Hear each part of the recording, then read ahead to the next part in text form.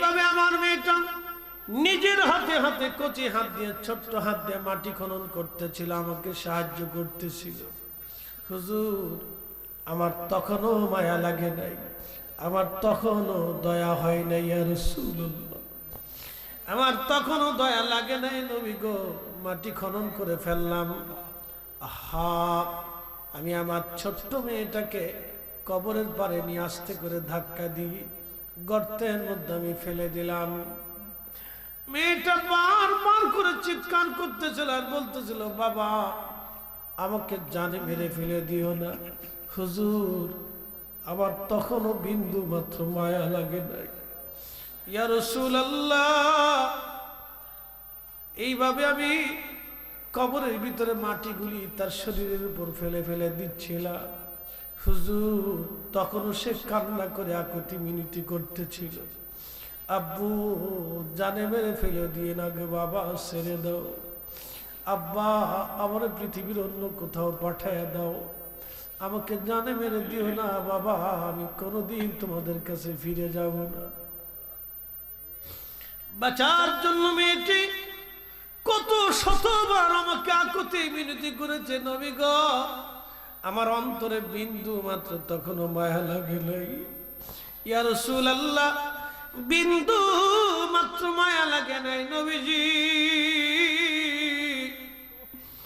এই কঠিন অপরাধকে আমার মাফ হবে নি ইয়া রাসূলুল্লাহ, ক্ষমা হবে নি নবী, ক্ষমা হবে নি। সাহাবী বসে বসে কাঁদে, নবীজি ক্ষমা হয়েছে নি আমার, এত বড় অপরাধ, এত বড় গুনাহ মাফ হয়েছে নি, মাফ হয়েছে নি। এরা সাহাবী সাহাবী, তারা সাহাবী, তারা ভুলের জন্য এইভাবে কাঁদত, ভুলের জন্য তারা আল্লাহর কাছে কাঁদত। আমার আল্লাহ কোরআনে বলেন, রাদিয়াল্লাহু আনহুম ওয়া রাদু আন, আমি আল্লাহ তাদের উপরে খুশি, তারা আমি আল্লাহর উপরে খুশি, আমি আল্লাহ তাদের উপরে খুশি, তারা আমি আল্লাহর উপরে খুশি। যালিকা লিমান খাশিয়া রাব্বা, এই জন্য আমি আল্লাহ খুশি, তারা আমি আল্লাহকে ভয় করত, আমি আল্লাহকে ভয় করত, আমি আল্লাহকে ভয় করত। আমার নবীর সাহাবীরা আমি আল্লাহকে ভয় করত, আমার নবীর সাহাবীরা আমি আল্লাহকে ভয় করত, এজন্য আমি আল্লাহ খুশি, আমি আল্লাহ তাদের উপরে রাজি হয়ে গেছি। চিৎকার মেরে বলেন আল্লাহু আকবার। সাহাবী দাহিয়াতুল কলবি বসে বসে কাঁদে, নবীজি ক্ষমা হয়েছে নি ইয়া রাসূলুল্লাহ, ক্ষমা হয়েছে নি, আমার গুনাহ মাফ হয়েছে নি গো নবীজি। আল্লাহর নবী চোখের পানি ফেলে ফেলে কাঁদতেছিলেন। দাহিয়াতুল কলবি, করছো কি?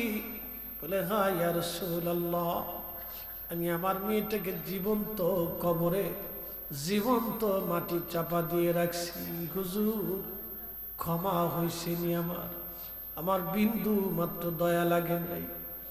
আল্লাহর নবী চোখের পানি ফেলে ফেলে ফেলে কেঁদে কেঁদে বললেন, দাহিয়াতুল কলবি, যখনই তুমি লা ইলাহা ইল্লাল্লাহর কালেমা পড়ছো, যখনই তুমি রিসালাতের সাক্ষ্য দিয়েছ, তোমার জীবনের সব গুনাহগুলি আমার আল্লাহর সাথে সাথে দয়া পরবশায় মাফ করে দিয়েছে। চিৎকার মেরে জোরে বলেন আল্লাহু আকবার। এ না না, জোরে বলেন আল্লাহু আকবার। শ্রেষ্ঠ নবী দিলাম রে তরিয়ে নিতে রোজ হাসরে, শ্রেষ্ঠ নবী দিলাম রে তরিয়ে নিতে রোজ হাসরে, পথ না ভুলি তাই তো দিলে পাক কোরআনের বাণী, খুদা তোমার মেহেরবানি। আল্লাহুম্মা সাল্লি আলা, আহা জবান খুলে মাশাআল্লাহ,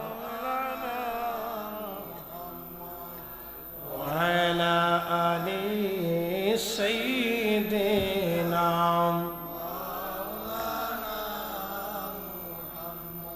নবীর ইশকে জানো দিল ভাই, এ ভুবনে কাঁদে না, রোজ হাসরে ভাইজান তারা নবীজির দেখা পাবে না। আল্লাহুম্মা সাল্লি আলা সাইয়্যিদিনা মাওলানা মুহাম্মদ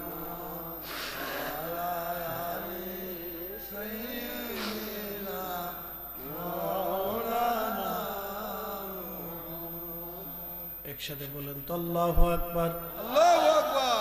সাহাবী, জোরে বলেন তারা কি? সাহাবী। জোরে বলেন তারা কি? সাহাবী। তাদের মতো ঈমান আনতে হবে সাহাবী, সাহাবীদের মতো ঈমান আনা লাগবে সাহাবী। এ মুসলমান, তারা সাহাবী, সাহাবীদের মতো ঈমান আনতে হবে। আল্লাহর নবী বলেন আল্লাহ আল্লাহ ফি আসহাবি, আল্লাহ আল্লাহ ফি আসহাবি।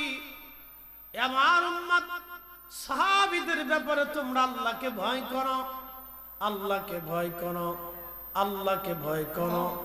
কেননা লা তাত্তাখিযুহুম গারাদাম মিন বাদি, আমার ইন্তেকালের পরে আমার কোন সাহাবীর সমালোচনা করবে না, মন্দ বলবে না, গালি দিবে না, তাদের ভুল ত্রুটিগুলি বের করে এনে তাদের সমালোচনা করবে না। ফামান আহাব্বাহুম ফাবিহুব্বি আহাব্বাহুম ওয়া মান আবগাদানি ফাবিবুগদি আবগাদাহুম। তাদেরকে কেউ যদি ভালোবাসে আমি নবীকে ভালোবাসা হবে, তাদেরকে গালি দিলে আমি নবীকে গালি দেওয়া হবে, তাদের মন্দ বললে আমি নবীকে মন্দ বলা হবে, তাদের সমালোচনা করলে আমি নবীর সমালোচনা করা হবে। এজন্য কোনো সাহাবীর সমালোচনা করা যাবে না, মন্দ বলা যাবে না, গালি দেওয়া যাবে না, কষ্ট দেওয়া যাবে না। একবার জোরে বলা যাবে কি মারহাবা। আমি বলছি না, নবী বলেছে। যদি রাসূল মানেন, নবীর কথাগুলি শিরোধার্য মেনে নেবেন, রাসূল যেটা বলেছেন এটাই আমাদের জন্য আইন। কথা কন না কেন, ঠিক কি না? আল্লাহর নবী যেটা বলেছে এটা আমাদের জন্য আইন। সাহাবীরা নিজেদের জীবনের সব কিছু উজাড় করে দিয়ে নবীকে ভালোবাসতেন। সাহাবী খুব মনোযোগ দিয়ে শুনিয়া যান, আল্লাহর নবীকে সাহাবীরা কিভাবে ভালোবাসতেন। হযরত আবু বকর সিদ্দিক রাদিয়াল্লাহু তাআলা আনহু হিজরতের রাতে নবীজির সঙ্গে রওনা হয়ে গেলেন। গানে সৌরে, সমস্ত সৌরে পর্বতের একবারে চূড়ার উপরে নবীজি এবং হযরত আবু বকর ছোট্ট গুহার মধ্যে লুকাইলেন। একটা কবুতর এসে গুহার সামনে বাসা বানায় ডিম পারল। মাকড়সা এসে সুন্দর করে গুহার সামনে বাসা বানিয়ে ফেলল। এই জন্য কিয়ামত পর্যন্ত মাকড়সাকে কখনো খাবার আনার জন্য দৌড়াইতে হবে না, ও জাল পেতে বসে থাকবে, আল্লাহ তার জালের মধ্যে খাবার পাঠাবে। আর কবুতর ডিম পারল। ইমাম ইবনু কাসির আল বেদায়ের মধ্যে লেখেন, সেই কবুতর এখনো হেরেমের ভিতরে আছে। কোটি কোটি হাজি 1450 বছর ধরে সেই কবুতরকে খাবার খাওয়াইতেছে। সৌদির বাচ্চারা পর্যন্ত এই কবুতর তাড়াবে না। পৃথিবীর যত রাজা বাচ্চা আসবে কবুতর তাড়াবে না। কোটি কোটি হাজি আসবে যাবে, কবুতর তাড়াবে না। একটা কবুতর কেউ মারবে না, একটা কবুতর কেউ ধরবে না, একটা কবুতর কেউ খাবে না, একটা কবুতর কেউ চুরি করবে না। ওই কবুতর ওইখানেই থাকবে, কারণ ওই কবুতরের পূর্ব বংশ একটা কবুতরের ডিম পেড়েছিল। আমার নবী পাহারা দেওয়ার জন্য কবুতরের মর্যাদা বেড়ে গেল। একবার জোরে বলা যাবে কে মারহাবা। ও কবুতর কিয়ামত পর্যন্ত থাকবে। হেরেমে দুইটা পাখি থাকবে, কবুতর আর আবাবিল। এই দুইটা পাখি হেরেমে সব সময় পাবেন, কবুতররা পাবে, কিয়ামত পর্যন্ত থাকবে। এক পাখি কাবা রক্ষা করেছিল, আর এক পাখি কাবাকে পাহারা দিয়েছিল, আর এক পাখি নবীকে পাহারা দিয়েছিল। জোরে জোরে জোরে জোরে জোরে। রসুলের পক্ষে থাকলে লাভ আসে না নি? নাই না না, আসতে বলেন, জোরে বলেন, আসেনি? আর যদি না থাকেন তাহলে গিরগিটি। না থাকলে কি গিরগিটি চিনছেন? গিরগিটি চিনেন, রক্ত চুষা। গিরগিটি একটা প্রাণী। আল্লাহ নবী বললেন তোমরা যেখানে পাবা এখানে ওরে বাটাম সালাম দিবা, পিটাইবা। বলে কারণ কি? ইব্রাহিম আলাইহিস সালামের আগুন জ্বলতেছে, গিরগিটি বহুত দূর থেকে ফু দিছে। আল্লাহ জিজ্ঞাসা গিরগিটি ফু দিস কেন? আল্লাহ তো সব জানে, ইব্রাহিমের আগুন যাতে বেশি করে জ্বলে। আচ্ছা বলেন, গিরগিটির ফু থেকে আগুন জ্বলবে? কিন্তু গিরগিটির কপাল নষ্ট হয়ে গেল। শুধু সাইকেল না, ইব্রাহিমের ইজ্জতের বিরুদ্ধে দাঁড়ানোর জন্য গিরগিটির কপাল মন্দ হলো। কিয়ামত পর্যন্ত এই প্রাণী মার খাইতে থাকবে। একসাথে বলবেন আল্লাহু আকবার। আল্লাহু আকবার। ব্যাং। একসাথে বলেন কি? জোরে বলেন ব্যাং। পেশাব যখন করে কতটুকু পেশাব করে? শ্যালমেশিন সিরিঞ্জের মতো সামান্য একটু শব্দ হয় না, শীষ করে এসে শরীরে লাগবে, বলে একটু ঠান্ডা ঠান্ডা লাগে, কিন্তু নাপাক হবে না। বলে কারণ কি? ইব্রাহিম আলাইহিস সালামের আগুনের দিকে ব্যাং পিছুটা ঘুরিয়ে এরকম পেশাব মারতেছে। আল্লাহ কি ব্যাং খরচ কি? আল্লাহ পেশাব ছাড়তেছি। কারণ কি? বলে ইব্রাহিম আলাইহিস সালামের আগুন নিভাইতেছি। তোর এই পেশাবে কি আগুন নিভবে? আমি জানি নিভবে না, কিন্তু কিয়ামতে তুমি যদি জিজ্ঞাসা করো তখন আমি বলবো পেশাব ছেড়ে দিয়ে চেষ্টা করছি। আমরা নবীর শান বাড়াইতে পারি না, কিন্তু আমরা রাসূলের শানের পক্ষে থাকবো। হাত উঁচা করে বলেন ঠিক না বেঠিক?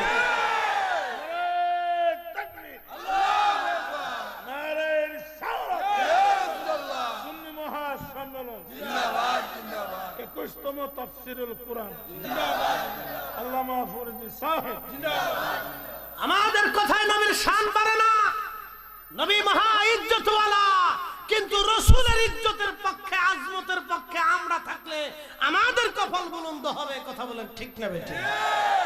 আর যদি চলে যান তো গিরগিটি। কি জোরে বলেন? গিরগিটি। এই ব্যাঙের দোয়া আল্লাহ কবুল করে, ব্যাঙের দোয়া কবুল হয়। যখন ব্যাঙ ডাকে তখন বুঝবেন বৃষ্টি আসবে। ঠিক আসতে কর কেন? আমি দলিল দিয়ে বলতেছি, অসুবিধা নেই। আমি যেহেতু বলছি তো দলিল তো দিব। ইমাম ইবনে কাসির আল বেদায়ের ভিতরে সুলাইমান আলাইহিস সালামের জীবনের আলোচনার উপরে তিনি এনেছেন। সুলাইমান আলাইহিস সালাম একদিন, তিনি বহুদিন বৃষ্টি হয় না। বর্তমান যে ফিলিস্তিন, এটা সুলাইমান আলাইহিস সালামের রাজধানী। প্যালেস্টাইন, ফিলিস্তিন, বাইতুল আকসা, এখানে ছিল না প্রাসাদ।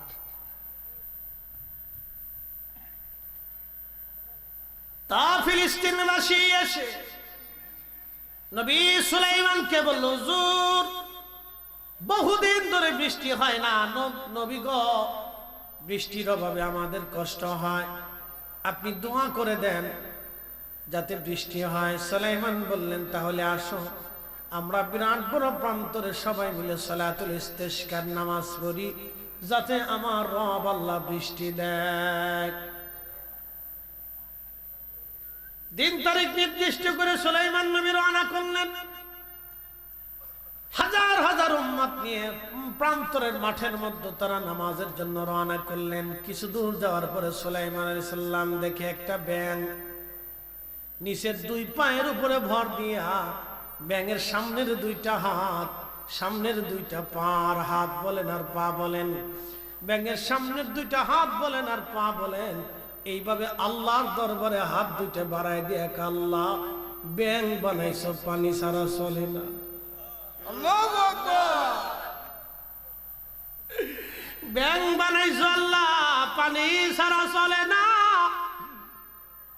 মাখলুক বানাইছো, সৃষ্টি করছো আল্লাহ, পানি ছাড়া চলে না। আল্লাহ তুমি জানো কষ্ট হয়, বৃষ্টি দাও গো মালিক।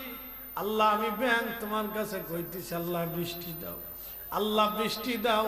ব্যাঙে ঘড়াত ঘড়াত করে ডাকতেছে আর আল্লাহরে ডাকতেছে। আল্লাহু আকবার, আল্লাহু আকবার।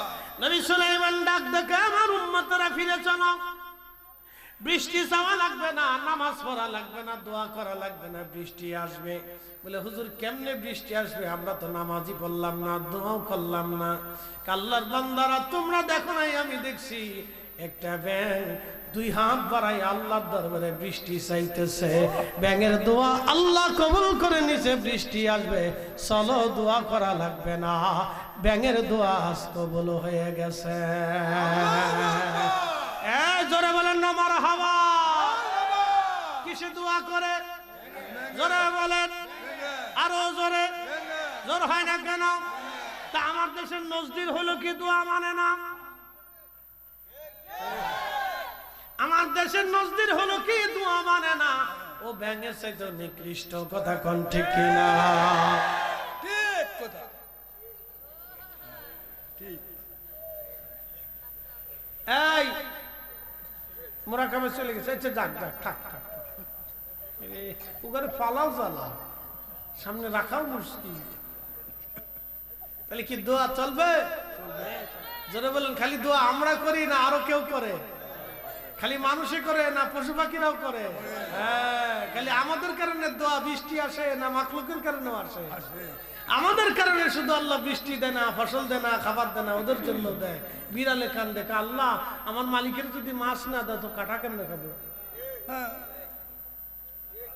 বিড়ালে খান দেখো আল্লাহ আমার মালিকের যদি মাছ না দাও আমি কাটা কেমনে খাবো? আল্লাহ মাছ দাও।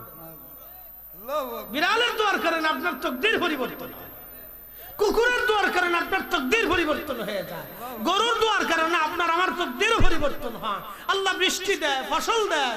একসাথে বলবো না মারহাবা?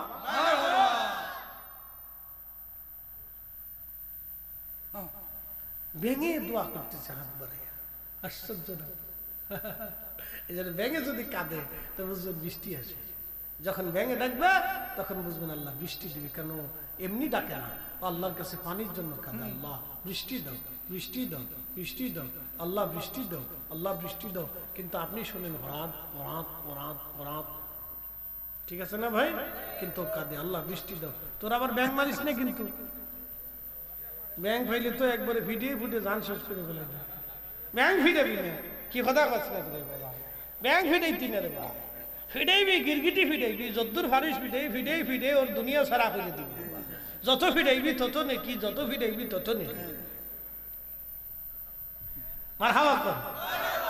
গিরগিটি যত ফিটাবেন তত নেকি হবে। একসাথে বলবেন আল্লাহু আকবার, আল্লাহু আকবার।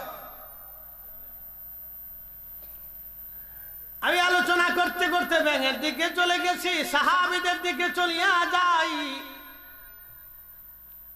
আল্লাহর নবীর সাথে আবু বকর সিদ্দিক হিজরতের রাতের মধ্যে হযরত আবু বকর কেঁদে ফেললেন। নবী বলেন আবু বকর কাঁদো কেন? বলে হুজুর ভয় লাগতেছে, যদি দেখে ফেলে তাহলে ওরা আপনাকে আমার সামনে কষ্ট দিবে। আমি এই ভয়ে কাঁদি, আমার সামনে আমার রাসূলকে কষ্ট দিবে। আল্লাহর নবী বলেন আবু বকর আমি আর তুমি একা না, আমাদের সাথে আল্লাহ আছে। সুবহানাল্লাহ।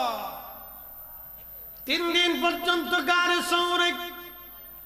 সৌর পর্বতে নবী থেকে ওখান থেকে বের হয়ে রওনা হয়ে গেলেন। যেতে যেতে যেতে যেতে পথ আরবের, এই আপনার আরব সাগরের পার হয়ে রওনা করলেন। সাগরের কিনারা ঘেঁষে নবীজি বের হয়ে গেলেন। তাদের একজন পথিক সফর সঙ্গী, যিনি পথ দেখায় দেখায় নিয়ে যাচ্ছিলেন আবু বকর এবং আমার নবীজি দুইজন। এমন সময়ে আল্লাহু আকবার, আল্লাহু আকবার, আবার নবীজি রওনা হয়ে গেলেন। আবু বকর সিদ্দিক রাদিয়াল্লাহু আনহু স্ত্রী পুত্র সন্তান সব কিছু রেখে দিয়ে আমার নবীর সঙ্গে নবীজির সঙ্গে রওনা হয়ে চলে গেলেন। আল্লাহু আকবার। বন্ধু আমার, সন্তানের কথা তারা মনে রাখে নাই, এরা সাহাবী। সন্তানের কথা মনে রাখে নাই, তারা সাহাবী, তারা সাহাবী, তারা সাহাবী। এরকম প্রত্যেকটা সাহাবীর জীবন যদি আপনি দেখেন, আল্লাহ, তারা আমার নবীর জন্য নিবেদিত প্রাণ হয়ে ঘর ছাড়া হয়ে